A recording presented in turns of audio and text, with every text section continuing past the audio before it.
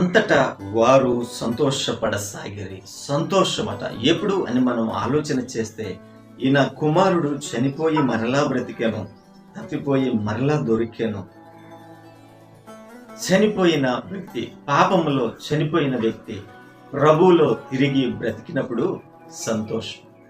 ఏమండి, పాపిష్టి క్రియల చేత, పాపిష్టి జీవితం చేత తప్పిపోయిన వ్యక్తి మరలా మార్పు నొంది దిద్దుకుని సరిచేసుకుని ప్రభువు బిడ్డగా తిరిగి దొరికితే సంతోషం.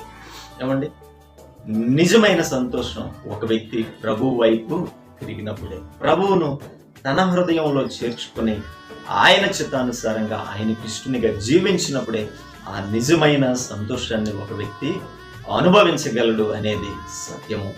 దేవుణ్ణి నీ హృదయంలో చేర్చుకొని ఆయన చిత్తానుసారంగా, ఆయన వాక్యానుసారంగా, ఆయనకు ఇష్టనిగా నీవు జీవించినట్లయితే ఆ నిజమైన సంతోషము నీవు పొందుకోగలవు.